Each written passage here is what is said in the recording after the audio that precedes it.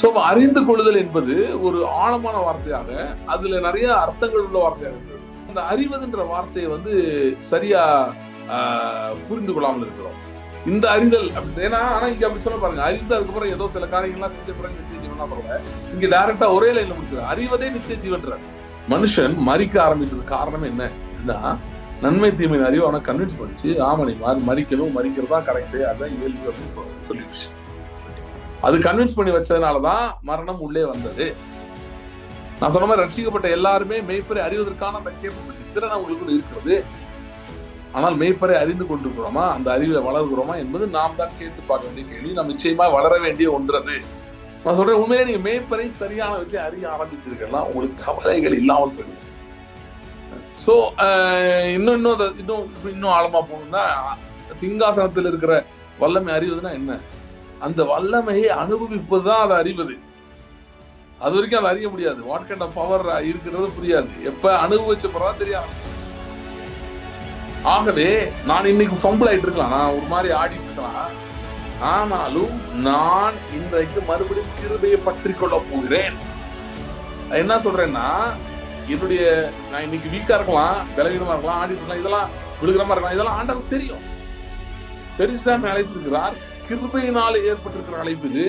ஆகவே நான் கிருபையின் மேல நம்பிக்கை வைக்கிறேன், கர்த்தருடைய கிருபையின் மேல நம்பிக்கை வைக்கிறேன். அதுதான் என்னுடைய அஸ்திபாரமா இருக்கிறது.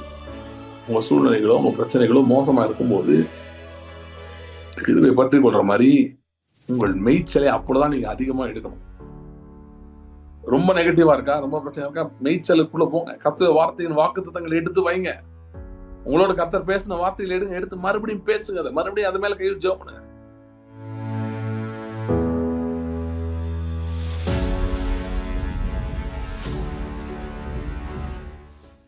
ஸ்தோத்திரம் ஆண்டவரே. Thank you Lord. Thank you Lord. Hallelujah. Thank you Father. Hallelujah. ஸ்தோத்திரம் ஆண்டவரே, ஸ்தோத்திரம் ஆண்டவரே. Thank you Lord. Thank you Lord. கர்த்தாவே, இந்த நாளிலும் உம்முடைய வார்த்தை கொண்டு எங்களோட பேசும்படியா நாங்கள் ஜெபிக்கிறோம். Thank you Lord. Thank you Lord. அன்றே வல்லமையுள்ள உம்முடைய வார்த்தை ஒன்றும் இல்லாமையிலிருந்து எல்லாவற்றையும் உருவாக்க வல்லமையுள்ள உம்முடைய வார்த்தை. Thank you Lord. Thank you Lord. ஆண்டவரே, முழுவதும் ஜெயத்தை கொடுக்கக்கூடிய உம்முடைய வார்த்தை, முற்றிலும் எங்களை ஜெயம் பெற வைக்கிற உங்களுடைய வார்த்தை. ஆண்டவரே, இந்த நாளிலும் அந்த வல்லமுள்ள அந்த வார்த்தை எங்களை நோக்கி புறப்பட்டு வரும்படியா நாங்கள் ஜெபிக்கிறோம். கண்கள் திறந்தருளும். Thank you Lord. ஆண்டவரே, தாவீது ஜெபித்தது போல உங்களுடைய வேதத்தில் உள்ள அதிசயங்கள் எல்லாம் நாங்கள் பார்க்கும்படி எங்கள் கண்களை திறந்தருளும் என்று தாவீது ஜெபித்தது போல, கர்த்தாவே, உங்களுடைய அதிசயங்கள் நாங்கள் பார்க்கும்படி எங்கள் கண்களில் திறந்தருளும்படியா நாங்கள் ஜெபிக்கிறோம். Thank you Lord. Thank you Lord.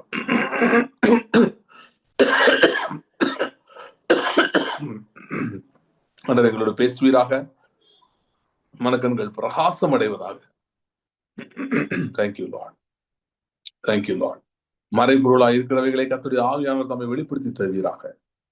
Thank you Lord. Thank you Lord. Thank you Lord. கர்த்தருடைய ஆவியானவருடைய ஆளுகைக்கு ஆண்டவரே எங்களை நாங்கள் முழுமையாக ஒப்புக் கொடுக்கிறோம். ஆவியானவர் ஆளுகை செய்வீராக. இயேசு கிறிஸ்துவின் நாமத்தில் ஜெபிக்கிறோம் பிதாவே. ஆமென். ஆமென். யோவான் 10ஆம் அதிகாரத்துக்கு திருப்பிக் கொள்ளலாம். யோவான் 10ஆம் அதிகாரம், அதுல 3வது வசனத்திலிருந்து வாசிக்கிறேன்.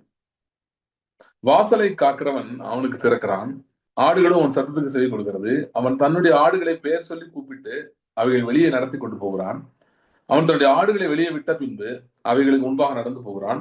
ஆடுகள் அவன் சத்தத்தை அறிந்திருக்கிறபடியால் அவனுக்கு பின் செல்லுகிறது. அந்நியனுடைய சத்தத்தை அறியாதபடினால் அவைகள் அந்நியனுக்கு பின் செல்லாமல் அவனை விட்டு ஓடிப்போம் என்றார்.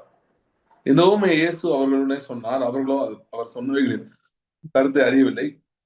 அதனால் இயேசு மறுபடியும் அவர்களை நோக்கி, நான் ஆடுகளுக்கு வாசல் என்று மெய்யாகவே உங்களுக்கு சொல்கிறேன். எனக்கு முன்னே வந்தவர்கள் எல்லாரும் கள்ளரும் கொள்ளைக்காரருமாயிருக்கிறார்கள். ஆடுகள் அவர்களுக்கு செவி கொடுக்கவில்லை. நானே வாசல். என் வழி அவர்கள் பிரவேசித்தால் அவன் ரட்சிக்கப்படுவான். அவன் உள்ளும் புறம் சென்று மேய்ச்சலை கண்டடைவான். திருடும் கொல்லும் அழிக்கும் வருகிறான் என்று வேறொன்றுக்கும் வரான். நானும் அவைகளுக்கு ஜீவன் உண்டாயிருக்கும், அது பரிபூர்ணப்படவும் வந்தேன். நானே நல்ல மெய்ப்பன் ஆடுகளுக்காக ஜீவனை கொடுக்கிறான். 11 வரைக்கும் வாசிக்கிறேன். 3வது வசனத்திலிருந்து 14 வாசிக்கிறேன்.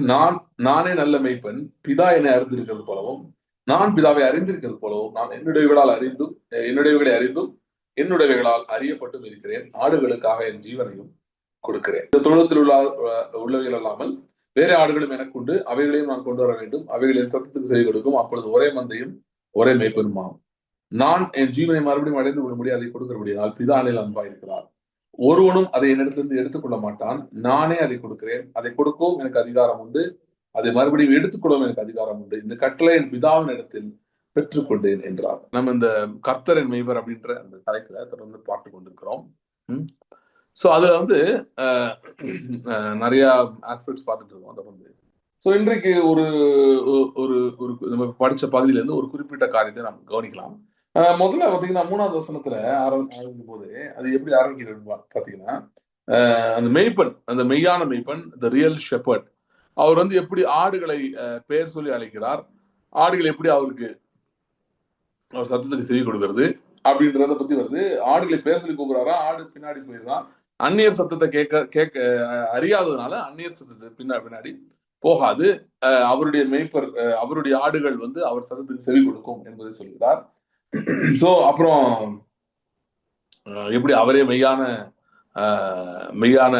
அவர் தான் மெய்யான மெய்ப்பர். முன்னாடி வந்தவங்க எல்லாம் மெய்யான வாசல் அவர் தான். முன்னாடி வந்தவங்க எல்லாம் கள்ளரும் கொள்ளைக்காரருமா இருக்கிறார்கள் அப்படின்லாம் சொன்னாரு. நானே வாசல்ன்றாரு. சோ என் வழியா ஒரு உட்பிரவேசித்தால் அவன் ஜீவனை கண்டடைவான், அவன் உள்ளும் புறம் சென்று மேய்ச்சலை கண்டடைவான் அப்படின்னு சொல்றாரு. அப்புறம் திரும்ப வந்து நான் பிதா என்னை அறிந்திருக்கிறது போலவும், நான் பிதாவை அறிந்திருக்கிறது போலவும் என் ஆடுகளை நான் அறிந்திருக்கிறேன், என் ஆடுகளால் அறியப்பட்டும் இருக்கிறேன் என்று சொல்லுகிறார். சோ இதுல 2 காரியங்கள் இன்னைக்கு நம்ம கவனிக்கலாம். ஒண்ணு வந்து இந்த அறிந்திருக்கிறேன் அப்படின்னு சொல்றாருல, அறிந்திருக்கிறேன் இல்லைன்னா என் ஆடுகளால் அறியப்பட்டிருக்கிறேன் அப்படின்றாரு. அதையும் அப்புறம் அவரே வாசல்ன்றாரு. அந்த வாசல்னா என்ன, எதை குறிக்கிறார் என்பதையும் பார்க்கலாம். இந்த 2 காரியங்கள் கொஞ்சம் எனக்கு கொஞ்சம் டீட்டெயிலா பார்க்கலாம். சரியா? சோ முதலாவது அவர் வந்து இந்த அறிந்திருக்கிறத பத்தி பேசுறாரு. சோ அது என்ன அப்படின்றத கொஞ்சம் கவனிக்கலாம். அவர் சொல்றாரு, நான் இந்த அறிந்து கொள்ளுதல் அப்படின்றது, அதாவது மெய்ப்பர் ஆடை அறிந்திருக்கிறார், ஆடும் மெய்ப்பனை அறிந்திருக்கிறது, அதுதான் சொல்றாரு. இது பாத்தீங்கன்னா உண்மையிலே ஒருத்தவங்க வந்து அன்னைக்கு எல்லாரும் ஆடு வளர்க்கறது இல்லை, அதனால எல்லாருக்கும் அது தெரியும் புரியாது. ஆனா எல்லாரும் நிறைய பேர் பெட்ஸ் வீட்டுல வளர்க்குறாங்க. சோ நாய் ஓரளவு, டாக்ஸ் வந்து நிறைய பேர் வீட்டுல மோஸ்ட்லி இருக்குது. சோ அப்படின்றப்ப டாக்ஸ் பத்தி சொன்னா ஓரளவு புரியும். இது வந்து வெரி ட்ரூ. இப்ப டாக் வந்து பாத்தீங்கன்னா அது ரொம்பவே காமனாவே யார் வளர்த்தவங்க எல்லாருமே சொல்லுவாங்க. அதாவது அந்த டாகுக்கு வந்து அவங்க ஓனர் யாரும் நல்லது,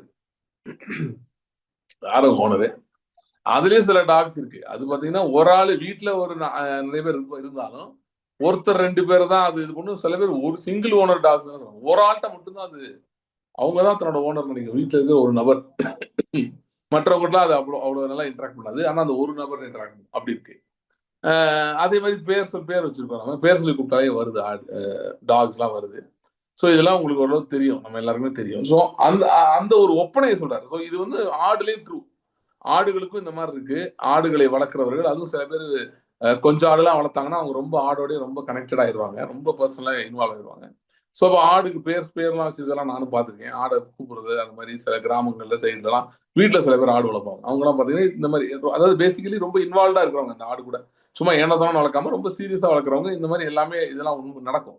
ஆட்டுக்கு அவங்கள தெரியும், அவங்களுக்கு ஆட்டை தெரியும், ஆடுக்கு பேர் வச்சிருப்பாங்க, பேர் சொல்லி கூப்பிட்டு அவங்க பின்னாடி வரும். ஸோ இதெல்லாம் வந்து ஒரு ஆடுக்கும் மெய்ப்பனுக்கும் இருக்க உறவை வைத்து அதை வைத்து ஆண்டவர் வந்து தன்னை பற்றியும் தன்னுடைய பிள்ளைகள் எல்லாம் விசுவாசிகளை பற்றியும் பேசுகிறார். எப்படி அவங்க அந்த இந்த உறவு வந்து எப்படி இருக்கிறது, ஒரு ஆட்டுக்கும் மெய்ப்பனுக்கும் எப்படி உறவு இருக்கிறதோ அது போல ஒரு உறவு இங்க இருக்கிறது அப்படின்றத பத்தி பேசுறாரு. அப்படிதான் ஆரம்பிச்சு அதை பத்தி பேசுறாரு. அதுல நான் ஃபர்ஸ்ட் சொன்ன மாதிரி இந்த அறிந்திருக்கிற பத்தி சொல்றாரு. நான் பிதாவை அறிந்திருக்கிறேன், பிதா என்னை அறிந்திருக்கிறார். ஓகே. அப்படின்னா அது எப்படி இருக்கிறதோ அதே போல நான் என் நாடுகளை அறிந்திருக்கிறேன், இந்த நாடுகளால் அறியப்பட்டும் இருக்கிறேன். சோ இந்த அறிந்து கொள்வது, இது யோவான்ல இன்னொரு வசனம் இருக்கு பாருங்க, அது ஒரு நல்ல வசனம். இந்த அறிந்து கொள்வதை பற்றி வருகிற வசனம் யோவான் 17ஆம் அதிகாரம் 3வது வசனம் வாசிக்கிறேன். யோவான் 17:3. ஒன்றான மெய்தேவனாகிய உம்மையும் நீர் அனுப்பினவராகிய இயேசு கிறிஸ்துவையும் அறிவதே நித்திய ஜீவன்.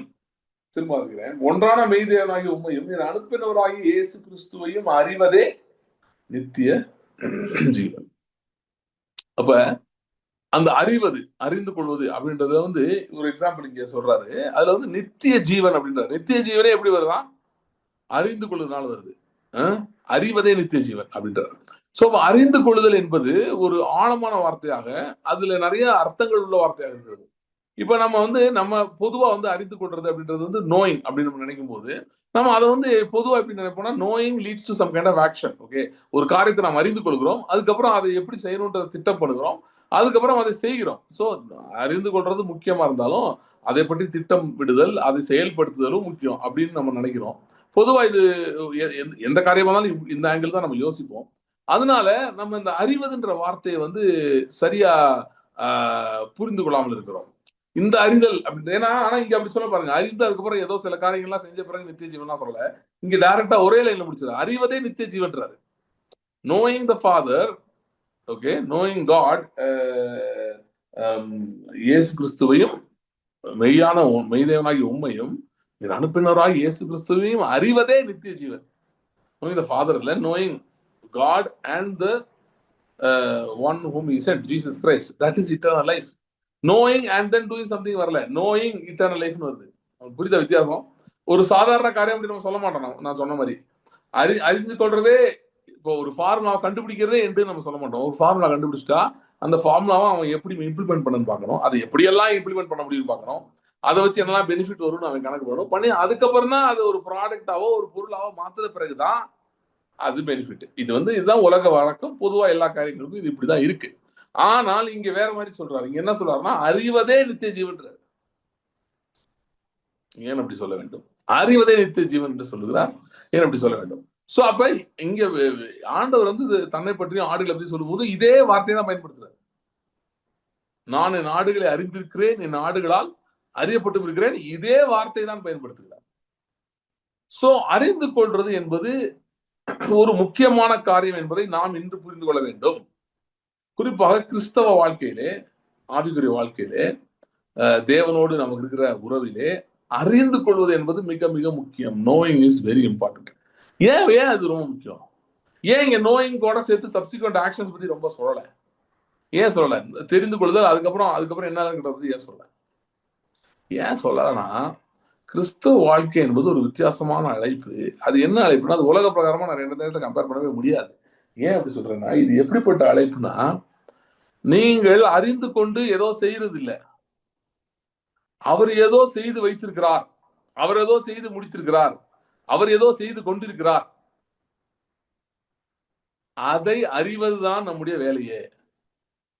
இதுல நாம் செய்து நாம் பண்றோம் இல்ல, அவர் செய்து வைத்திருக்கிறார், அவர் செய்து கொண்டும் இருக்கிறார். ரெண்டு இருக்கு. அவர் செய்து வைத்திருக்கிறார் நிறையா, அவர் செய்து கொண்டும் இருக்கிறார். அதை அறிவதுதான் நமக்கு முக்கியம். இப்ப நம்ம வந்து என்ன கான்டெக்ட்ல பார்த்துட்டு இருக்கோம்? அறிவதுன்றது மெய்ப்பரோட கான்டெக்ட்ல பார்த்துட்டு இருக்கோம். கரெக்டா? ஏன்னா அவர் அப்படிதான் சொல்றாரு, என் ஆடுகளை நான் அறிந்திருக்கிறேன், ஆடுகள் என்ன அறிந்திருக்கிறது. மெய்ப்பன் ஆடுகளை பற்றி சொல்லுகிறார், ஆடுகளுக்கு என்னை பற்றி நல்லா தெரியும் அப்படின்னு சொல்லிட்டு தன்னை பற்றி சொல்கிறார். எனக்கு என் ஆடுகளை பற்றி நல்லா தெரியும், ஆடுகளுக்கும் என்னை பற்றி நல்லா தெரியும். மெய்ப்பனை பற்றி எனக்கும் என் ஆடுகளை பற்றி நல்லா தெரியும் அப்படின்றாரு. சோ அப்ப அறிவது அப்படின்றது வந்து இங்க வந்து என்ன கான்டெக்ட்ல பேசுறாருன்னா, ஒரு மெய்ப்பன் என்கிற அந்த கான்டெக்ட்ல பேசிக் கொண்டிருக்கிறார் அறிவதை பற்றி. சரி, ஏன் அறிவது முக்கியம் கிறிஸ்தவ வாழ்க்கையில அப்படின்னு சொல்றேன்னா, இந்த கிறிஸ்தவ வாழ்க்கை என்பது நாம் கிரியை செய்கிறோம். நம்ம என்ன கிரியை செய்கிறோம்? நம்ம என்ன கிரியை செய்கிறோம்னா, தேவன் என்ன செய்திருக்கிறார் இல்லைன்னா என்ன செய்கிறார் என்பதை பார்க்கிறோம், அதன் மேல் நம் கண்களை வைக்கிறோம். அதுதான் நம்ம செய்கிற பிரதானமான கிரியா இருக்கிறது. ஏன்னா அவர் என்ன செய்கிறார், நமக்காக அவர் என்னெல்லாம் செய்து கொண்டிருக்கிறார், என்னெல்லாம் செய்து முடித்திருக்கிறார் என்பதை நாம் பார்க்க பார்க்க பார்க்க நமக்கு பலன் உண்டாக ஆரம்பிக்கிறது. நமக்கு பலன்றதோட நமக்குள்ள ஒரு ஜீவன் அப்பதான் வர ஆரம்பிக்குது. அவர் என்ன செய்திருக்கிறார், என்ன செய்து கொண்டிருக்கிறார் என்பதை பார்க்க பார்க்க பார்க்க தான் நமக்கு ஜீவன் உண்டாக ஆரம்பிக்குது. ஏன் இந்த அறிவது முக்கியம் அப்படின்னு சொன்னா, ஆதி ஆரம்ப 3ஆம் அதிகாரத்திலே ஆதாம் எவனும் தேவன் அவர்களை படைத்து வைத்திருந்தார் ஏதேன் தோட்டத்தில், உங்களுக்கு தெரியும். அவர்கள் நன்மை தீமை அறிவின் விருட்சத்தை புசித்தார்கள். அப்ப விழுந்து போறதுன்னா என்ன அப்படின்னா, விழுந்து போற நிலைமை என்னன்னு பாத்தீங்கன்னா, நன்மை தீமை அறிவு விருட்சத்தை புசித்து விட்டார்கள். அதான் பிரச்சனை. ஓகே, நன்மை தீமையின் அறிவு, அந்த அறிவை அண்டர்லைன் பண்ணி வச்சுக்கோங்க. Knowledge of good and evil. So அந்த நோயிங், ஒரு நோயிங்குள்ள போயிட்டாங்க ஏற்கனவே. நன்மை தீமை விருட்சத்தின் அடிப்படையிலே, ஓகே, நன்மை தீமையை அறிகிற அறிவு, அந்த அடிப்படையிலே அவர்கள் வாழுகிற அந்த வாழ்க்கைக்கு போய்விட்டார்கள். சோ அதன் விளைவாய் நாம் அநேக மற்ற காரியங்களை அறிந்து வைத்திருக்கிறோம். என்னெல்லாம் அறிஞ்சு வச்சிருக்கிறோம்? ஒரு அறிகுறி வந்தா, சரீரத்துல ஒரு வியாதி வந்தா அது எப்படி முடியும்னு நிறைய அறிஞ்சு வச்சிருக்கோம். நமக்கே நிறைய தெரியுது. அடுத்தடுத்து நமக்கு அப்படியே நம்ம எல்லாம் எக்ஸ்பர்ட் ஆயிருவோம் எல்லாருமே. அப்படியே தாட்ஸ் வரும். போச்சு இந்த மாதிரி வந்துருச்சா, அடுத்து இப்படி ஆயிடுச்சு, இப்படி ஆயிரும், இப்படி ஆயிருமா. அதே மாதிரி ஒரு பொருளாதார நெருக்கடி, ஒரு சுச்சுவேஷன் ஆயிடுச்சு. உலகத்துல சில செய்திகளை கேள்விப்படுறீங்க, சில காரியங்கள் நடக்குது அப்படின்னு உங்க அறிவு கட கட கட கடன்னு வேலை பார்க்குது. ஓகே, இந்த இப்படி ஆயிடுச்சா, இப்படி ஆயிடுச்சா, அப்ப இப்படி ஆகுமா, அடுத்து இந்த மாதிரி ஆகுமா, இப்படி இவ்வளவு கஷ்டம் வந்துருமா, அவ்வளவு பிரச்சனை வந்துருமா அப்படின்னு அறிவு வேலை பார்க்கறாங்க. நம்மையும் அறியாமல் இந்த நன்மை தீமையின் அறிவு என்கிற அந்த ஒரு அறிவுக்கே அது அதிகமாக நம்முடைய மனதிலே செயல்பட்டு கொண்டே இருக்கிறது.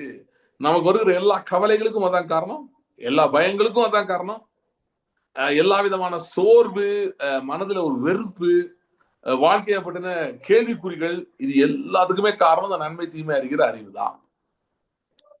அந்த விருட்சத்தை சாப்பிட்டதன் விளைவாதான். சோ அந்த அறிவு பிரச்சனையை கொண்டு வந்தது, மரணத்தை கொண்டு வந்தது, துன்பத்தை கொண்டு வந்தது, துயரத்தை கொண்டு வந்தது. நாம் நம்முடைய சூழ்நிலையை பார்த்து பயப்படுகிறோம், நமக்கு நடக்கிற பிரச்சனைகளை பார்த்து பயப்படுகிறோம், நமக்கு என்ன நடக்குமோ என்பதை யோசிச்சு நாம் பயப்படுறோம். இதெல்லாம் ஏன் அப்படின்னா நம்முடைய நன்மை தீமை அறிகிற அறிவு பயங்கரமா அப்படி வேலை பார்த்துக்கிட்டே இருக்குது. அது கான்ஸ்டன்ட் அவுட்புட்ஸ் கொடுத்துக்கிட்டே இருக்கு. அதனாலதான் இவ்வளவு பிரச்சனை இருக்கு. அப்ப ஒரு அறிவு நமக்கு பிரச்சனையை கொண்டு வந்திருக்கிறது, நன்மை தீமை அறிவு. இப்ப என்ன சொல்றாருன்னா, இப்ப வேற ஒரு அறிவை பற்றி பேசுகிறார். என்ன அறிவை பற்றி பேசுகிறார் அப்படின்னா, அவரை அறிகிறதை பற்றி பேசுகிறார், மெய்ப்பரை அறிகிறதை பற்றி பேசுகிறார், மெய்ப்பரை அறிகிறதை பற்றி பேசுகிறார். இந்த மெய்ப்பர் யார்? இவர் எப்படிப்பட்டவர்? இவர் எப்படிப்பட்ட கிரியைகளை நமக்காக செய்கிறவர்? இவர் என்னெல்லாம் நமக்காக ஆயத்தம் பண்ணி ஏற்கனவே வைத்திருக்கிறார்? என்னெல்லாம் நமக்கு இப்பொழுது செய்து கொண்டிருக்கிறார்? நமக்கு என்னெல்லாம் செய்ய போகிறார் என்கிற அறிவு இருக்குது. இந்த அறிவு தான் அந்த அறிவிலிருந்து வந்த தீமைகளுக்கு தீர்வாயிருக்கிறது. மனுஷன் மறிக்க ஆரம்பித்தது காரணம் என்ன அப்படின்னா, நன்மை தீமை அறிவு அவனை கன்வின்ஸ் பண்ணிச்சு. ஆமா, நீ மறிக்கணும், மறிக்கிறதா கரெக்ட், அதான் இயல்பு அப்படின்னு சொல்லிடுச்சு. அது கன்வின்ஸ் பண்ணி வச்சதுனாலதான் மரணம் உள்ளே வந்தது. அப்படியும் ஆதாம் ரொம்ப நாள் உயிரோட தான் இருந்தான். அவன் சந்ததியாரும் நோவாவோட வெள்ளம் வரைக்கும் ரொம்ப நாள் உயிரோடு இருந்தவங்களா தான் இருந்தாங்க. 1100 வருஷங்கள் அவர்கள் உயிரோடு இருந்தார்கள். ஆனா உயிரோடு இருந்தாலும் இந்த நன்மை தீவின் அறிவு பாருங்க, அது உள்ள அப்படியே வேலை பார்த்தே இருக்கு. அது அப்படியே கொஞ்சம் கொஞ்சமா கன்வின்ஸ் பண்ண பாக்குது. எப்படி அவன் சாகணும்ன்றதை அவன் கன்வின்ஸ் பண்ணிச்சுன்னு தெரியல. இன்னைக்கு அது ஈஸியா கன்வின்ஸ் பண்ணிடுவோம். ஏன்னா உங்களை மாதிரியே சூழ்நிலை இருக்கவங்க பாப்பீங்க, உங்களை மாதிரியே பிரச்சனை இருக்கவங்க பாப்பீங்க, அவங்களோட முடிவை பாப்பீங்க.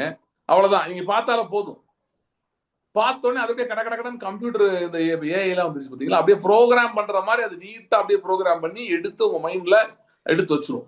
ஓகே, இப்படின்னா இந்த மாதிரிதான் ஆகும், அப்படிதான் ஆகும். சில பேர் ரொம்ப தீர்க்கமா சில காரியங்கள் சொல்லுவாங்க, தீமையான காரியங்கள் சொல்லுவாங்க, உறுதியா நடந்துடும் பிரதர், இப்படிதான் நடக்க போகுது. அவர்கள்லாம் என்ன நடந்திருக்குன்னா, அந்த நன்மை தீமையின் அறிவு பயங்கரமா வேலை பார்த்து அவங்களுக்குள்ள கிரிய செய்து அவர்களை இதுதான் என்று நம்ப வச்சுக்கிட்டு இருக்கு. அவங்களுக்கு அது ஒன்றுதான் அறிவாய் இருக்கிறபடியால், அந்த ஒரு அறிவை வைத்து மட்டுமே அவர்கள் வாழ்ந்து கொண்டிருக்கிறபடியால் அவங்க நினைக்கிறாங்க இதுதான் பயங்கரமான ஞானம் போல இருக்கு, இதுதான் பெரிய அறிவு போல இருக்குது. அப்படி இருக்கிறவர்களை பார்த்துதான் இயேசு கிறிஸ்து சொல்லுகிறார், என் ஆடுகள் என்னை அறிந்திருக்கிறது, நான் என் ஆடுகளை அறிந்திருக்கிறேன்னு சொல்லி மெய்ப்பன் ஆடுகளை அறிந்திருக்கிறதை பற்றியும் ஆடு மெய்ப்பனை பற்றி அறிந்திருக்கிறதை பற்றியும் முக்கியத்துவத்தை பேசுகிறார். நம்ம எல்லாம் ரட்சிக்கப்பட்டோம், அவருடைய ஆடாக மாறிவிட்டோம் அப்படின்னா என்ன அர்த்தம்னா, அவரை அறிகிற கேப்பபிலிட்டி நமக்கு இருக்குது, அவரை அறிகிற திறன் நமக்கு இருக்குது. அதுதான் இங்க சொல்றாரு, நாடுகளால் அறியப்பட்டிருக்கிறேன், அறிந்திருக்கிறேன்னு சொல்றாரு. என்ன சொல்ல வர்றாருன்னா, ஒரு ரட்சிக்கப்பட்ட விசுவாசி, ஒரு ஒரு கிறிஸ்துக்குள்ள வந்த ஒருவனுக்கு மெய்ப்பருடைய சத்தத்தை கேட்பதற்கான, மெய்ப்பரை அறிந்து கொள்வதற்கான, மெய்ப்பரை பற்றிய அறிவை பெற்றுக் கொள்வதற்கான எல்லாமே அவனுக்கு கொடுக்கப்பட்டிருக்கிறது. அவன் உலகத்தார மாதிரி இல்லை, அவனுக்கு வெறும் இந்த நன்மை தீமையின் அறிவு மட்டும் கிடையாது, இங்கே மெய்ப்பரை பற்றிய அறிவும் இருக்கிறது, இல்ல மெய்ப்பரின் அறிவும் இருக்கிறது. நமக்கு ஒரு மெய்ப்பர் இருக்கிறார், அவர் எப்படிப்பட்டவர், என்னெல்லாம் செய்யக்கூடியவர் என்கிற ஒரு அறிவு இருக்கிறது. இன்னைக்கு பாருங்க, நாம் அந்த அறிவிலே வளர வேண்டும், மெய்ப்பரை அறிகிற அறிவிலே வளர வேண்டும். அப்பதான் அப்பதான் இந்த நன்மை தீமை அறிவுக்கு கவுண்டர் கொடுக்க முடியும். இல்லைன்னா நன்மை தீமையின் அறிவு உங்களை வந்து நீ அவ்வளவுதான், முடிஞ்சு போச்சு, உன் வாழ்க்கை முடிஞ்சிச்சு, உன் குடும்பம் முடிஞ்சிருச்சு, உன் பிள்ளைங்க வாழ்க்கை முடிஞ்சிச்சு, உன்னுடைய வேலை தொழில முடிஞ்சிருச்சு, உன் வேலை முடிஞ்சிருச்சு, உனக்கு அழிவு வந்துருச்சு, மரணம் வந்துருச்சு, உங்களை கன்வின்ஸ் பண்ணிட்டே இருப்பான். நன்மை தீமை அறிவு வைத்து பிசாசான நன்மை தீமையின் அறிவுக்கு வேலையே அதுதான். அது வந்து உங்களை கன்வின்ஸ் பண்ணி மரணத்தை நோக்கி கொண்டு செல்லும். ஏதோ ஒரு விதமான மரணம், பொருளாதாரம் மரணமா இருக்கலாம், குடும்பத்துல மரணமா இருக்கலாம், சரீர பிரகாரமான வியாதிகள் பலவீனங்களா இருக்கலாம், ஏதோ ஒண்ணு இதை நோக்கி அவங்களை நடத்தி கொண்டே இருக்கும். ஏன்னா நன்மை தீமையின் அறிவு ஏற்கனவே உள்ளுக்குள்ள வேலை பார்த்துட்டு இருக்கு. சில பேருக்கு என்ன கேட்கறாங்க, நாங்க ரட்சிக்கப்பட்டிருக்கோம், புதிய உடன்படிக்கை ஆயிடும், அப்புறம் எப்படி அது இன்னும் வேலை பார்க்கும்? ரோமர் 12 தெளிவா சொல்லிட்டாரு, மனம் புதிதாகனாலே மறுரூபமாங்கள். அப்படின்னு என்ன, மனது இன்னும் பழைய மாதிரி இருக்க வாய்ப்பு இருக்கிறது, அதை புதுப்பிக்க வேண்டும் என்பது முக்கியம். சோ எப்படி புதுப்பிப்பது? அது என்னதான் செய்யணும் அப்படின்னா, அதுல ஒரு முக்கியமான காரியம் தான் மெய்ப்பரை அறிந்து கொள்வது. நான் சொன்ன மாதிரி ரட்சிக்கப்பட்ட எல்லாருமே மெய்ப்பரை அறிவதற்கான அந்த கேப்பபிலிட்டி, திறன் அவங்களுக்குள்ள இருக்கிறது. ஆனால் மெய்ப்பரை அறிந்து கொண்டிருக்கிறோமா, அந்த அறிவில வளர்கிறோமா என்பது நாம் தான் கேட்டு பார்க்க வேண்டிய கேள்வி. நாம் நிச்சயமா வளர வேண்டிய ஒன்றது. ஏன்னா அந்த அறிவு தான் இந்த அறிவுக்கு கவுண்டர் கொடுத்து இதை கீழே தள்ள முடியும். உங்கள் பயத்தையும், உங்கள் வேதனையும், உங்கள் துன்பத்தையும், துயரத்தையும் கீழே தள்ளக்கூடியது மெய்ப்பரை பற்றிய அறிவு. மெய்ப்பரை பற்றிய அறிவு அவர் எப்படிப்பட்டவர் ஒரே ஒரு எக்ஸாம்பிள் வாசிக்கலாம், எடுத்து வாசிக்கிறேன். வெளிப்படுத்த விஷயம் 7 அதிகாரம் 15 வாசிக்கிறேன். ஆனபடியால் இவர்கள் தேவனுடைய சிங்காசனத்துக்கு முன்பாக இருந்து இரவும் பகலும் அவருடைய ஆலயத்தில் அவரை சேவிக்கிறார்கள். சிங்காசனத்தின் மேல் வீற்றிருக்கிறவர் இவர்களுக்குள்ளே வாசமாயிருப்பார். இவர்கள் இனி பசி அடைவதும் இல்லை, இனி தாகம் அடைவதும் இல்லை, வெயிலாது உஷ்ணமாவது இவர்கள் மேல் படுவதும் இல்லை. சிங்காசனத்தின் மத்தியில் இருக்கிற ஆட்டுக்குட்டியானவரே இவர்களை மேய்த்து இவர்களை ஜீவ தண்ணீர் உள்ள ஊற்றுகள் அன்றைக்கு நடத்துவார். தேவன் தாமே இவர்கள் கண்ணீர் யாவையும் துடைப்பார். அது மேய்ப்பர் எப்படிப்பட்டவர் அப்படின்னா, அவர் பற்றி இங்க சொல்லுகிறது, சிங்காசனத்தின் மத்தியில் இருக்கிற ஆட்டுக்குட்டியானவரே இவர்களை மேய்த்து. சோ எப்படிப்பட்ட மேய்ப்பர் அப்படின்னு பாத்தீங்கன்னா, இவர் சிங்காசனத்தின் மத்தியில் இருக்கிற ஆட்டுக்குட்டியானவர் என்னும் மேய்ப்பர். இவரை பல விதத்துல சொல்லலாம். ஒரு எக்ஸாம்பிள் தான் சொல்றேன். எப்படிப்பட்ட மேய்ப்பர்? சிங்காசனத்தின் மத்தியில் இருக்கிற ஆட்டுக்குட்டியானவர் என்னும் மேய்ப்பர். சோ மேய்ப்பர் அறிகிற அறிவு ஏன் முக்கியம்னு உங்களுக்கு புரியுதா? இந்த மேய்ப்பர் எங்க இருக்காரு? நம்முடைய மேய்ப்பர் சிங்காசனத்தின் மத்தியில் இருக்கிற ஆட்டுக்குட்டியானவர். சரி, சிங்காசனம் இது எந்த சிங்காசனம்? ஆட்டுக்குட்டியானவருடைய சிங்காசனம். அப்படின்னா என்ன சிங்காசனம் இது? இது சர்வ பூமியிலும் சர்வ வல்லமை படைத்த தேவனுடைய சிங்காசனமா இருக்கிறது. ஓகே, அந்த சிங்காசனத்திலே இந்த ஆட்டுக்குட்டியானவர் மேய்ப்பர் இருக்கிறார். அப்ப உங்க வாழ்க்கையில இன்னைக்கு நீங்க சந்தித்துக் கொண்டிருக்கிற பிரச்சனைகளை யோசித்து பாருங்க. என்னென்ன சூழ்நிலைகள் இருக்கிறது, என்னென்ன பிரச்சனைகள் இருக்கிறது, அது எவ்வளவு பயங்கரமா இருக்கு, அது எப்படி யாராவது வந்து இதை ஒண்ணுமே செய்ய முடியாதுன்னு சொல்லியிருக்காங்க, இதை மாத்தவே முடியாதுன்னு சொல்லியிருக்காங்க, இது இப்படிதாங்கன்னு சொல்லிட்டாங்க. எக்ஸ்பர்ட்ஸ் நீங்க நினைச்சவங்க கூட, இவங்கெல்லாம் பெரிய வித்துவான்கள், ஞானவான்கள் நீங்க நினைச்சவங்க கூட அவங்களால ஒன்றும் பதில் கொடுக்க முடியல. அவங்க சொல்றாங்க இல்ல இப்படிதான் இருக்கும், இதை ஒன்றும் செய்ய முடியாது. ஸோ இப்படி இவங்கெல்லாம் சொல்றாங்க, எக்ஸ்பர்ட்ஸ் நம்ம நினைக்கிறோம் இவங்களுக்கு தான் எல்லாம் தெரியும், இவங்களே எப்படி சொல்றாங்க, அப்படியெல்லாம் நமக்கு வருது பார்த்தீங்களா? அந்த நேரத்திலே தான் இந்த அறிவு முக்கியம். என்ன அறிவு? சிங்காசனத்தின் மத்தியில் இருக்கிற ஆட்டுக்குட்டியானவர் என்னை மேய்க்கிறவர். சிங்காசனத்தின் மத்தியில் இருக்கிற ஆட்டுக்குட்டியானவர் என்னை மேய்க்கிறவர். அதனால கவனிங்க, கிறிஸ்தவ வாழ்க்கையோட ஒரு முக்கியமான அம்சம் இல்லை, ஒரு ஆல்மோஸ்ட் ஃபவுண்டேஷனல் ஐட்டமே அம்சமே என்னன்னு பார்த்தீங்கன்னா, நமக்கு எப்படிப்பட்ட மேய்ப்பர் இருக்கிறார் என்பதை அறிந்து கொள்வதுதான். நான் சொன்ன மாதிரி அறிந்து கொள்வது கிறிஸ்தவ வாழ்க்கை ரொம்ப முக்கியம். அதுல நம்முடைய மேய்ப்பர் எப்படிப்பட்டவர் என்று அறிந்து கொள்வது முக்கியம். ஏன்னா இந்த மேய்ப்பரை பற்றி சிங்காசனத்தில் மத்தியில் இருக்கிற ஆட்டுக்குட்டியானவரை மேய்ப்பரை நீங்கள் புரிந்து கொண்டீர்கள் என்று சொன்னால், உங்கள் வாழ்க்கையில் இருக்கிற எந்த சிங்காசனமும், உங்கள் பிரச்சனையோ போராட்டமோ சத்ருவோ இல்ல மனிதர்களோ யாரோ சில சிங்காசனங்களை போட்டு உட்கார்ந்துருக்கலாம், உங்களுக்கு எதிராக இருக்கலாம். அதை வைத்துதான் உங்களுக்கு கவலை இருக்கலாம், உங்களுடைய கேள்விகள் நீங்க இருக்கலாம். எது எப்படி இருந்தாலும் சரி, இந்த பூமியில காணப்படுகிற எல்லா துறைத்தனங்கள், எல்லா அதிகாரங்கள் உங்களுக்கு எதிராக இருக்குதோ அந்த அதுல வந்துருங்கள. உங்களுக்கு எதிராக இருக்க பிரச்சனை சூழ்நிலை எல்லாமே அதுல வந்துருமா இல்லையா? அப்படிப்பட்ட அந்த எல்லாவற்றுக்கும் மேலாக உயர்த்தப்பட்டிருக்கிற சிங்காசனம் தான் தேவனுடைய சிங்காசனம். குறிப்பாக நம்முடைய ஆட்டுக்குட்டியானவர் நமக்காக அடிக்கப்பட்டு சிலுவையில ரத்தம் சிந்தி மரித்து 3 நாள் உயிரோடு எழுந்து அந்த ஆட்டுக்குட்டியானவர் அந்த சிங்காசனத்திலே வீட்டிருக்கிறார். சோ அவர் அறிவது அப்படின்னா, மேய்ப்பர் அறிவதுன்னா இவர் ஒரு சாதாரண மேய்ப்பர் இல்லை, இவர் ஒரு ராஜாவாகிய மேய்ப்பர். இவர் சர்வ பூமிக்கும் ஆளுகை செய்யக்கூடிய சிங்காசனத்திலே உட்கார்ந்து இருக்கிற மேய்ப்பர் இவர். சோ இவரை அறிய வேண்டும், இவரை அறிகிற அறிவிலே வளர வேண்டும், இவரிலே பெருக வேண்டும், இவரை அறிகிற அந்த அறிவிலே நாம் பெருக வேண்டும். சோ எப்படிப்பட்டவனுடைய மேய்ப்பர் என்பதை புரிந்து கொள்ளுங்கள். சோ கிறிஸ்தவ வாழ்க்கை மெய்ப்பரை அறிகிறது தான் கிறிஸ்தவ வாழ்க்கை. அதுதான் நான் கொஞ்ச நாள் சொல்லிட்டே இருக்கு, கொஞ்சம் கொஞ்சமா பல ஆங்கிள் இருந்து நம்ம பார்த்துக்கோம். மெய்ப்பரை அறிவதுதான் கிறிஸ்தவ வாழ்க்கை. ஏன்னா இங்க எல்லாமே அவர்தான், அவர்தான் செய்கிறார். நமக்கு ஆவி அருளப்பட்டது ஒரு முக்கியமான நோக்கம் அவரோடு தொடர்பு கொள்ளும்படியாக.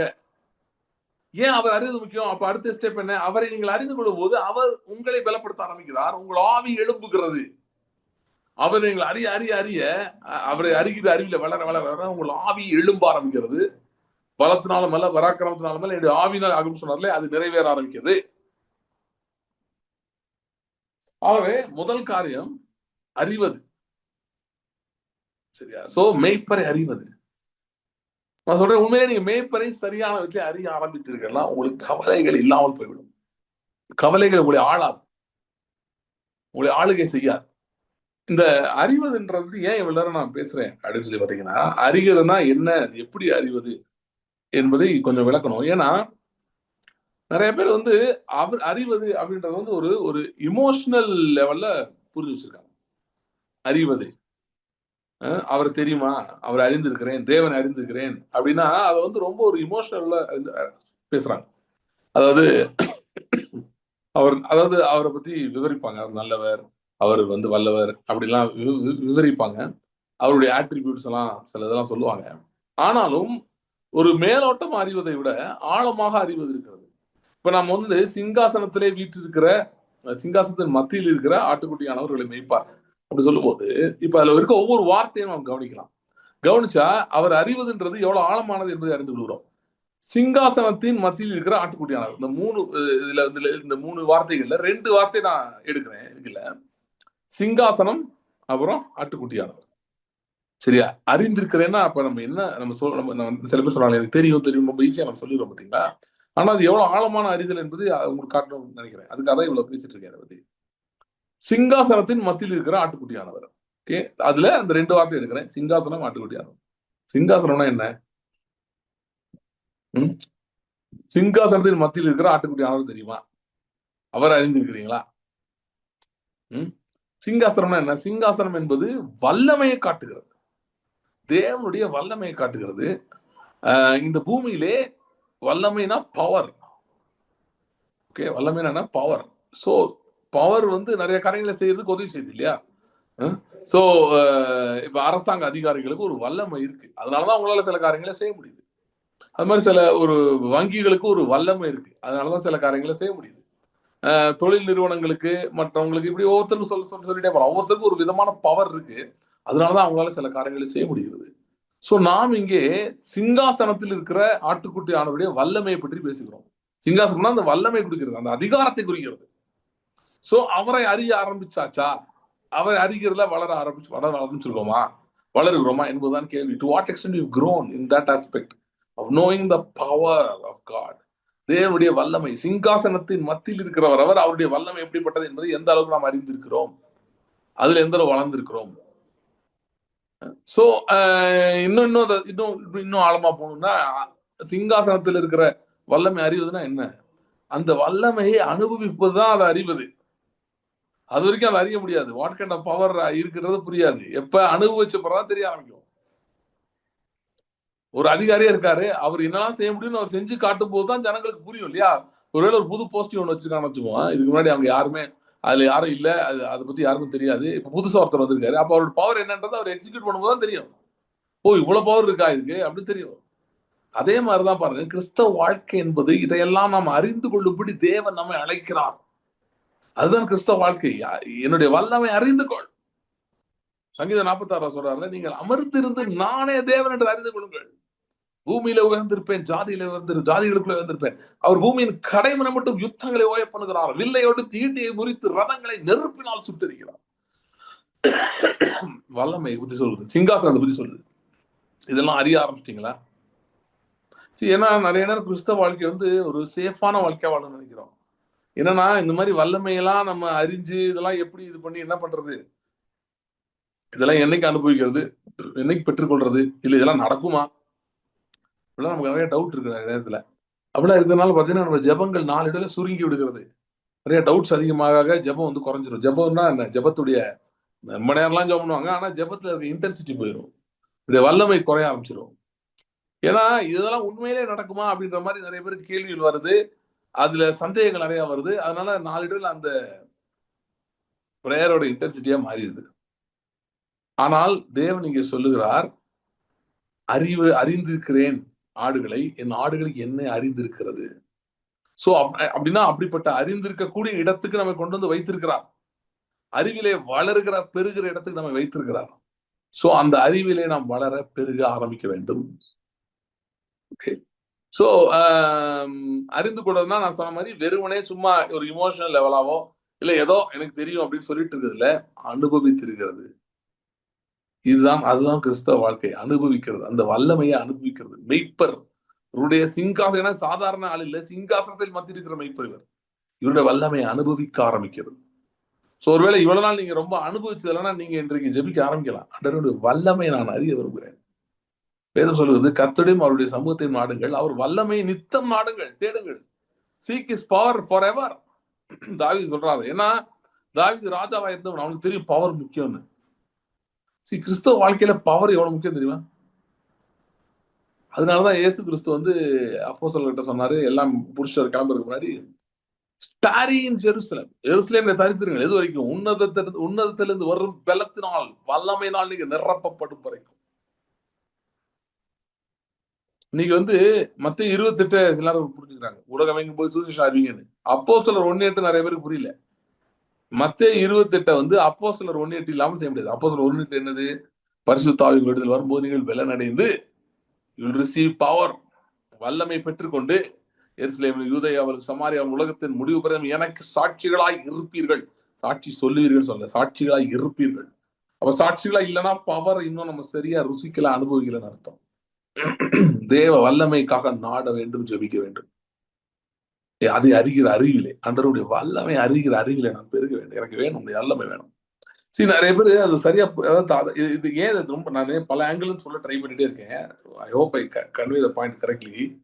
அதாவது அவருடைய வல்லமையெல்லாம் எனக்கு வேணாம், அறியறது இல்லை, முக்கியம் இல்லை. அவர் என்னெல்லாம் செய்ய முடியும்னு அறிவிக்கிறார், அவரை அறிஞ்சா எனக்கு போதும் அப்படின்னு ஒண்ணுமே கிடையாது. அப்படி இல்லவே இல்லை. அவர் அறிஞ்சாலே அவருடைய வல்லமை அறிஞ்சுதான் ஆவீங்க நீங்க. ஏன்னா அவருடைய வல்லமை வந்து அவர் அவருடைய சரீரம் எங்கிலும் இல்லைன்னா அவருடைய ஆழ்த்தத்துவம் முழுதும் ஒரு வல்லமையால் நிறைந்திருக்கிறது. அதுதான் அந்த பெரும்பாலுள்ள ஸ்திரீ தொட்ட உடனே என்ன சொன்னார் இயேசு, வல்லமை இடத்துல புறப்பட்டது. ஏன்னா ஃபுல்லா வல்லமை. அந்த மாதிரி என்ன சொல்லிட்டு வந்துச்சு, அவருடைய வஸ்திரத்தின் ஓரத்தையாக தொட்டேன். ஓரத்தை தான் தொட்டுச்சு நினைக்கிறேன். அவர் கைய கால தொட்ட மாதிரி கூட தெரியல, வஸ்திரத்தின் ஓரத்தை தான் தொட்டிருக்கு. அப்படிதான் நம்ம சொல்லிட்டு வந்துச்சு. வஸ்திரத்தை தொட்டுச்சு, தொட்ட உடனே வஸ்திரத்துல வல்லமை இருக்கு. சோ ஒருத்தரை அறியுறீங்க, அவர் வஸ்திரத்திலே வல்லம் இருக்குன்னா அவுட்லைட் லேயர்லயே வல்லம் இருக்கு. வல்லமே அறியாம எப்படி அவர் அறிவீங்க? அப்புறம் நான் அவர் அறிஞ்சிருக்கிறேன்னு சொல்லி அவருடைய வல்லமையை நீங்க அறியனா நீங்க அவரை தான் அறிஞ்சிங்க, இல்ல வேற யாரும் அறிஞ்சிருக்கீங்களா? அப்படிலாம் யோசிக்கணும்ல. ஏன் எல்லாம் சொல்றேன்னா ரொம்ப வருத்தமா இருக்கு. கிறிஸ்தவ உலகத்துல ரொம்ப பரிதாபமா இருக்காங்க.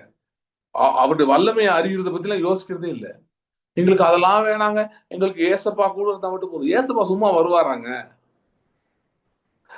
இப்ப எலெக்ஷன் நடக்குது, முதலமைச்சர், பிரதமர் எல்லாரும் டீ கடை எல்லாரும் தேடி சுற்றி கொண்டிருக்கிறார்கள்.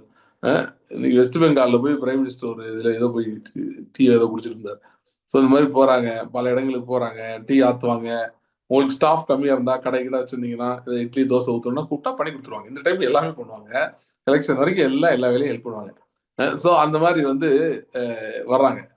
அப்படி அவங்க வரும்போது இத்தனைக்கு இது வந்து எலெக்ஷன் டைம்ல சீஃப் மினிஸ்டர் வந்து கேர்டேக்கர் சீஃப் மினிஸ்டர் தான். ஓகே, காப்பந்து முதலமைச்சர் சொல்லுவாங்க. ஸோ அவரு ஆனாலும் நீங்க பாத்தீங்கன்னா சிஎம் போறாருன்னா கூட எல்லாம் போறாங்க. அந்த படம் போகுது, அது செக்யூரிட்டி போறாங்க, ஆபீசர்ஸ் போறாங்க, நிறைய பேர் போறாங்க. அவர் தனியா போறது இல்ல. சரி, ஏன்னா அவரோட போஸ்ட், அது ஒரு போஸ்ட், அது ஒரு பதவி. அந்த பதவிக்கு இருக்கும்போது அதற்கான சில வல்லமை இருக்கு, அதுக்கான அத்தாரிட்டி இருக்கு, அதுக்கான நபர்கள் இருக்காங்க, சில காரியங்கள் இருக்கிறது. ஏன்னா அது ஒரு பவர், சீட் ஆஃப் பவர். அதே மாதிரிதாங்க நம்ம ஆண்டவர் சிங்காசனத்தை வீட்டு இருக்கிறார். சோ அவரை அறியறேன் அப்படின்னு யாராவது சொல்லிட்டு ஒண்ணுமே பவரே இல்லைன்னா அவரை அறியவே இல்லைன்னு அர்த்தம். நிறைய பேரை பத்தி நான் பார்த்தாலே சொல்ல முடியும் அவங்க அறிஞ்சிருக்கிறாங்களா இல்லையான்னு. அறிய வேண்டிய விதத்துல இன்னும் அறியல. ஓகே, அதாவது அறியாம இருக்கோம், அதாவது அறியாம இருக்கிறோம், நம்மளும் நிறைய அறியாம தான் இருக்கிறோம். எல்லாருக்கும் எல்லாம் நம்ம எல்லாம் அறிஞ்சிட்டோம் நான் சொல்ல வரல. ஆனால் நம்ம அறியலன்றதா நமக்கு தெரியுதா, அதை பின்தொடர்கிறோமா என்ற கேள்வி முக்கியம். ஏன்னா one of the first things you encounter with God is his power. அன்பை பத்தி வேற சொல்லுவாங்க, தேவ அன்பு உணர்ந்து நல்லதான், உண்மையிலே உணர்வோம், நான் இல்லைன்னு சொல்லல, அதெல்லாம் இல்லைன்னு சொல்லல. ஆனா தேவன் வெறும் தன்னுடைய அன்பை மட்டும் நம்ம கொடுத்துட்டு நம்முடைய அல்லமை கொடுக்காம இருக்கிறவர் அல்ல. நாம் அதை தேடாமல் இருக்கிறதுனால ஒருவேளை அடையாமல் இருக்கலாம். அப்படி ஒரு பிரச்சனை, ஒரு பாயிண்ட் இருக்குல்ல, ஒரு லாஜிக், ஒரு இது இருக்குல்ல. நாம் அது இன்னும் ஏன் தேடல நமக்கு தெரியல, அதனால நம்ம தேடல. வல்லமை தேடா தப்புன்னு சில பேர் சொல்லி கொடுத்தாங்க. அப்புறம் எதுக்கு அவர் சொன்னாரு 1:8 அப்போஸ்தலர் 1:8 don't go away from Jerusalem till you are filled with பவர்னே சொல்ல. அவருக்கு தெரியும், ஏன்னா you dealing with other powers. You dealing with other powers. இந்த உலகத்திலே பலவிதமான வல்லமைகள் இருக்கிறது. அவைகள் தான் வாழ்க்கையில பிரச்சனை உருவாக்குறேன். எல்லாம் பிசாசம் மட்டும் சொல்லல. நான் சொல்றது துறைத்தனங்களை சொல்றேன். துறைத்தனங்கள், அதிகாரங்கள் சொல்றேன். கவர்மெண்ட்ஸ் இருக்கு, கோர்ட் இருக்கு, அப்புறம் மெடிக்கல் சிஸ்டம் இருக்கு, நேச்சுரல் லா இருக்கு, இந்த மாதிரிலாம் இருக்குல்ல. எல்லாமே ஒரு வல்லமை தான். இயேசு கிறிஸ்து படகுல போயிட்டு இருந்தாரு சீசர்களோட. ஒரு வல்லமை எதிர்த்து வந்தது. எந்த வல்லமை? இயற்கையின் வல்லமை. புயல் அடிச்சது, காற்று அடிச்சது. இயேசு கிறிஸ்து என்ன பண்ணாரு? எழும்பி புயலையும் காற்றையும் அதட்டினார். ஓகே, ஏன்னா அவருக்குள்ளே வல்லமை இருந்தது. அந்த வல்லமை பயன்படுத்தி அவர் நிறுத்தினார். சோ அறிந்திருக்கிறேன் என்று இயேசு சொல்லுகிறார். அது அவர் நம்மளை அறிந்திருக்கிறார். அதுக்கு அவர் எந்த முயற்சி எடுக்க தேவையில்லை. ஆனா அடுத்து சொன்னார் பாருங்க, என் ஆடுகள் என்னை அறிந்திருக்கிறது, அதற்கு நாம் முயற்சி எடுக்க வேண்டும். ஏன்னா அவர் சொன்னது ஆடுகள் அறிந்திருக்கிறதுன்னு சொன்னது அவர் நம்முடைய ஆவியை பற்றி பேசுகிறார். எனக்கு நம்ம புதிதான ஆவியை கொடுத்துட்டாரு. ஆனா நம் ஆவி அறிந்திருக்கிற காரியங்களை அது நமக்கு கன்வே ஆகி நம்முடைய மனதுக்கும் நம்முடைய சரீரத்துக்கும் அவைகள் வந்து சேர வேண்டும். அப்பொழுதுதான் அது ரிஃப்ளெக்ட் ஆகும். இப்ப ஆவியில இருக்கிற ஞானம் உங்களுடைய மனதுக்கு வந்து சேர்ந்தால் உங்களுக்கு இருக்கிற எல்லா பிரச்சனையும் தீர்வை கண்டுபிடித்து விடுவீர்கள். ஆவியில் இருக்கிற சுகத்தை பற்றின கைட்லைன்ஸ், சரீர சுகம் எப்படி இருக்கணும்ன்ற அந்த கைட்லைன்ஸ், அந்த தேவன் எழுதி வைத்திருக்கிற அவருடைய சட்டம், அது வந்து உங்கள் ஆவியில் இருக்கிறது. உங்கள் சரீரத்துக்கு வருமானால் உங்களுக்கு சுகம் உண்டாக ஆரம்பிக்கும். பலவீனம் நீங்கும், சுகம் உண்டாகும். ஓகே, சோ இது நாம் கவனிக்க வேண்டிய முக்கியமான காரியம் ஒன்று. அவரை அறிந்து கொள்கிறோமா? எந்த விதத்தில் அறிந்து கொண்டிருக்கிறோம்? எந்த அளவு அறிந்து கொண்டிருக்கிறோம்? அதிலே தொடர்கிறோமா? தொடர வேண்டும், தொடர்கிறோமா என்பதை நாம் பார்க்க வேண்டும். அதுல இன்னொன்னு சொல்றேன்னு சொன்னேன், இந்த அறிந்து கொள்றதை பத்தி பேசுறேன்னு சொன்னேன். அதுக்கப்புறம் இன்னொன்னு சொன்னேன். அது வந்து என்னன்னா, அந்த வசனம் வாசிக்கிறேன். யோவான் 10 அதிகாரம். அவரே வாசல் என்பதை பற்றி பார்த்தோம். அதுதான் வாசிக்கிறேன். 10 அதிகாரம் 9 நானே வாசல், என் வழியாய் ஒருவன் உட்பிரவேசித்தால் அவன் ரட்சிக்கப்படுவான், அவன் உள்ளும் புறமும் சென்று மேய்ச்சலை கண்டடைவான். சோ இப்ப சொல்றாரு நானே வாசல்ன்றார். சோ வாசல் உள்ள ஒருத்தன் வரும்போது அவன், அதெல்லாம் கிறிஸ்துவுக்குள்ள ஒருத்தன் வரும்போது, கிறிஸ்துவை ஏற்றுக்கொள்ளும் போது,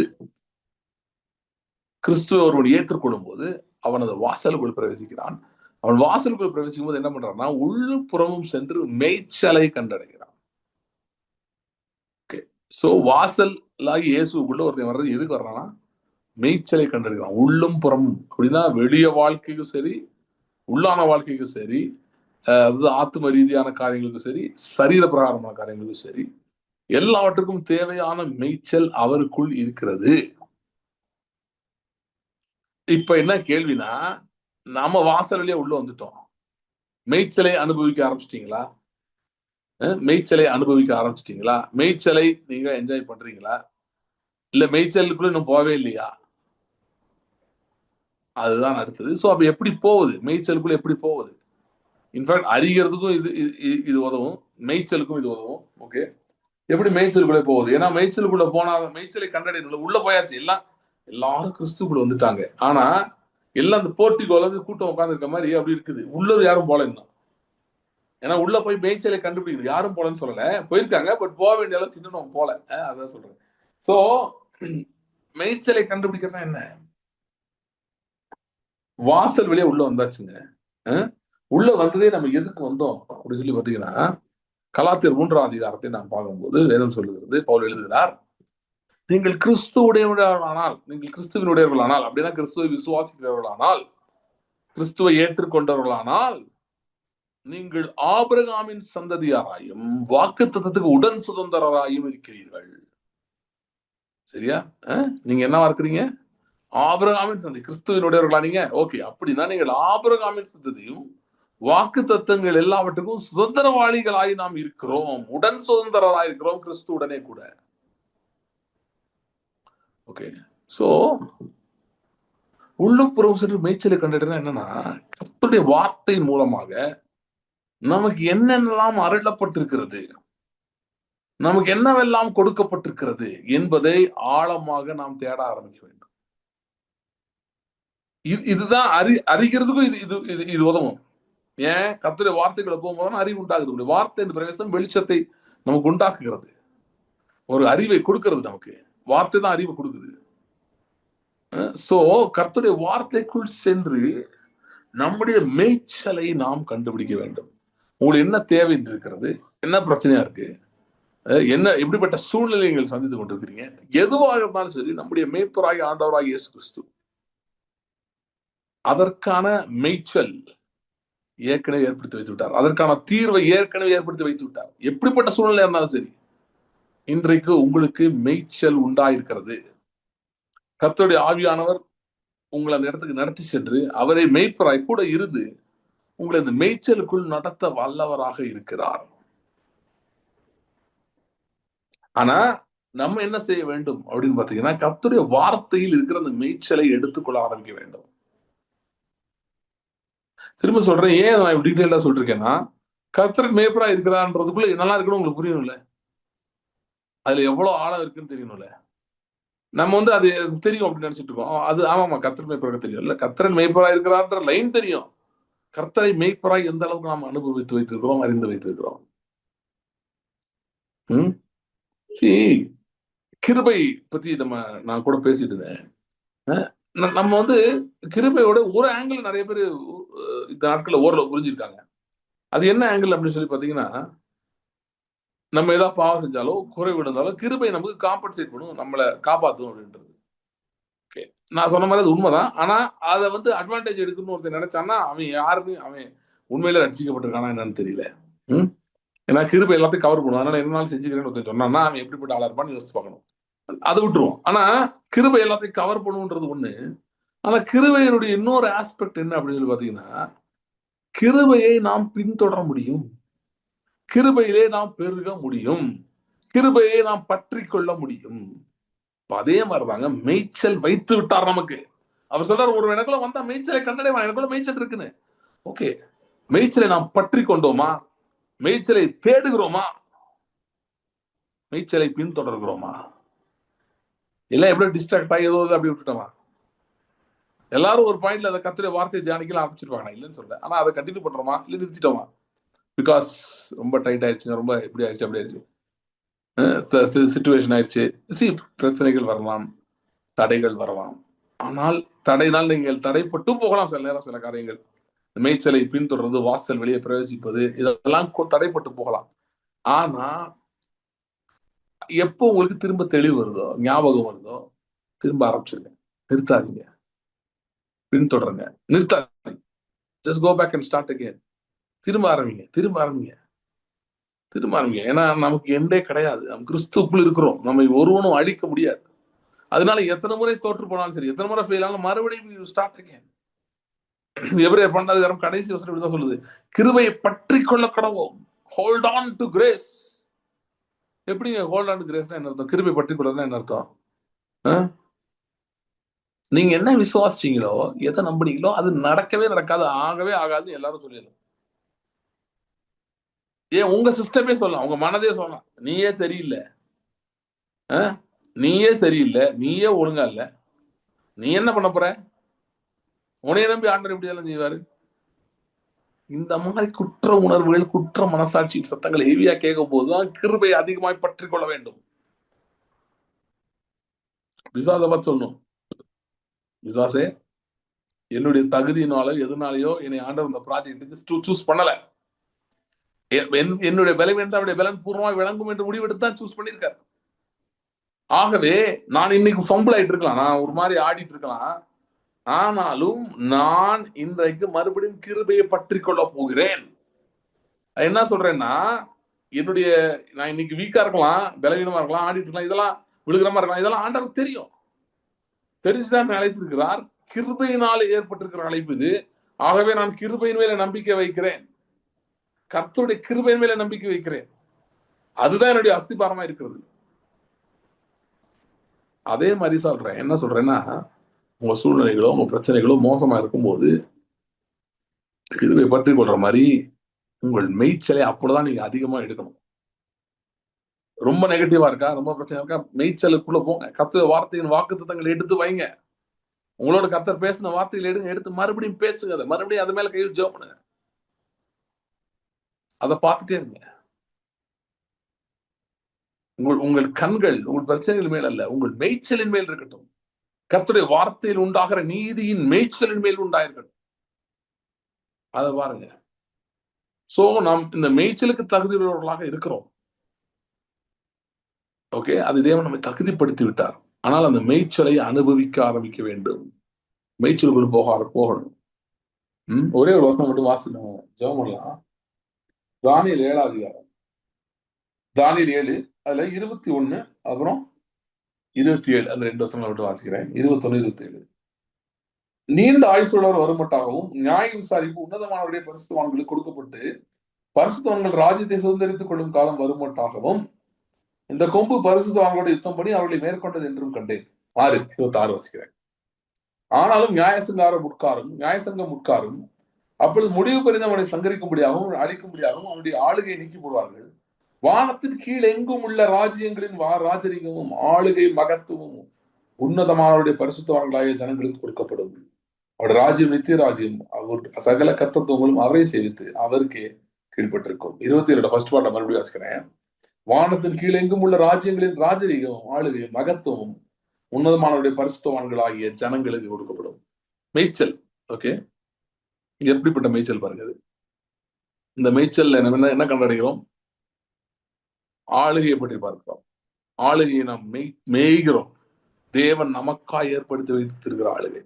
என்ன சொல்ற பாருங்க, பூமியில் உள்ள ராஜ்யங்கள் எல்லாம் யாருக்கு கொடுக்கப்படுமா? உன்னதமானுடைய பரிசுத்தமானவர்களுக்கு கொடுக்கப்படும்.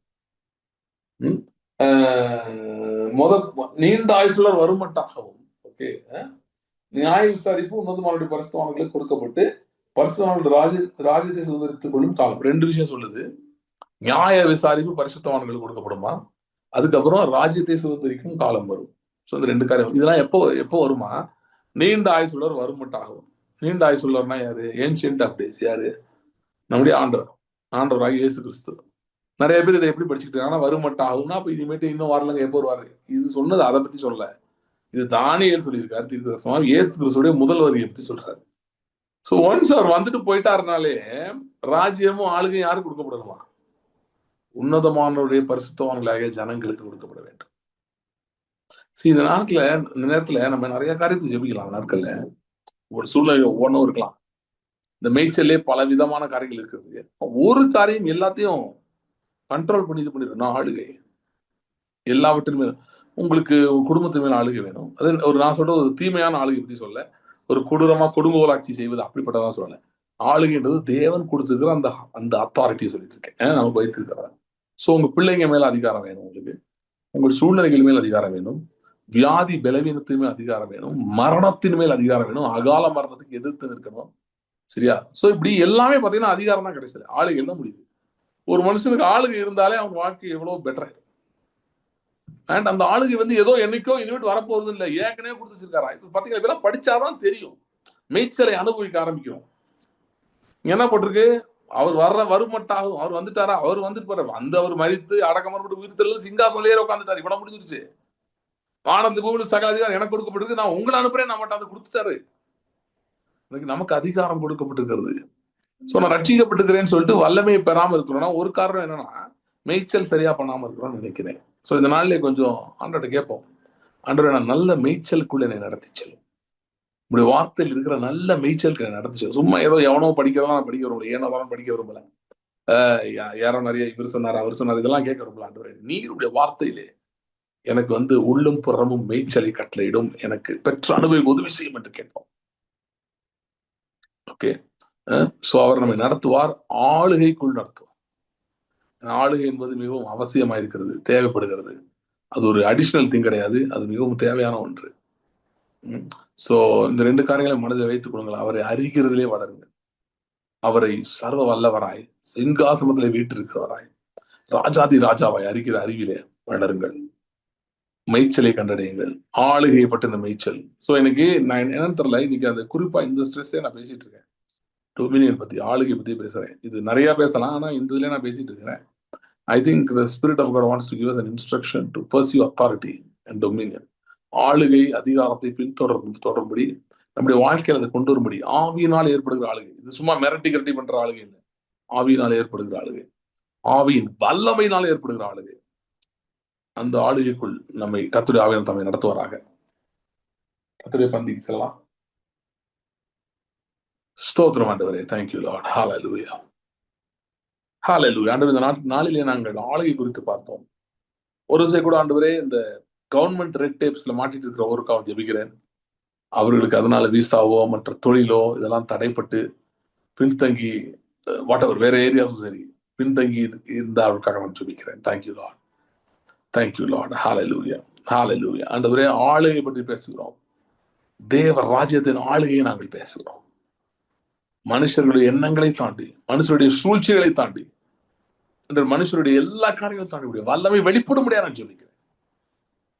Thank you Lord, thank you Lord, thank you Lord, thank you Lord. அரசாங்க சட்டத்திட்டங்கள் எல்லாவற்றையும் தாண்டி வல்லமை வெளிப்படுவாங்க. அன்ற யாரெல்லாம் அந்த visa problem, passport issues, government issues, land issues, court issues இதெல்லாம் இருக்கிறாங்களோ, இயேசுவின் நாமத்திலே இந்த வாரத்திலே இவர்களுமே நான் ஆளுகையை பேசுகிறேன். Thank you Lord. ஆளுகை உண்டா இருக்கட்டும், ஆளுகை உண்டா இருக்கட்டும்.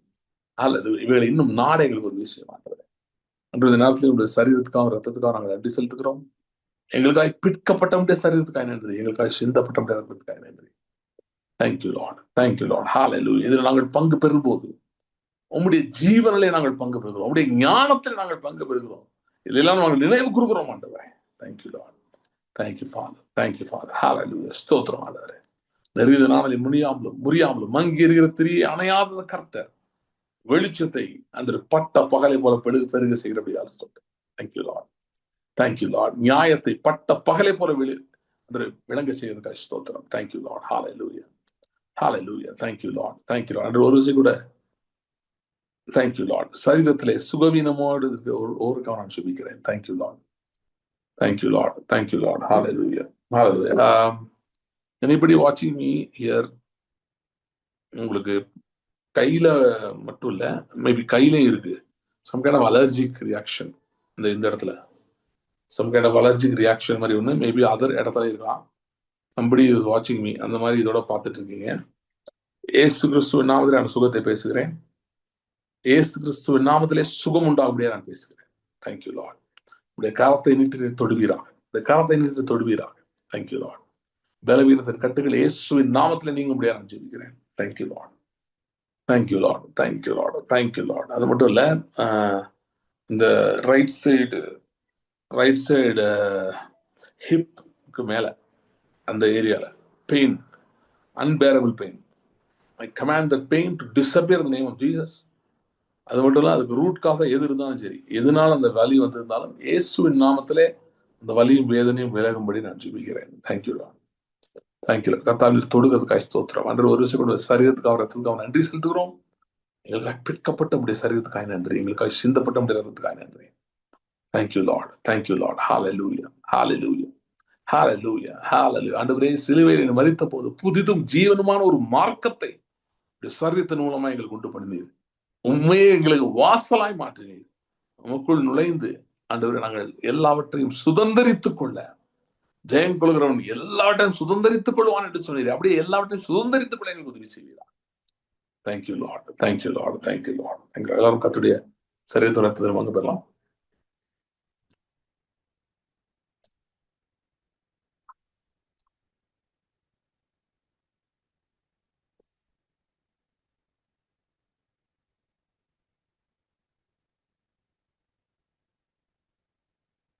ஸ்தோத்திரம் ஆண்டவரே. Thank you Lord.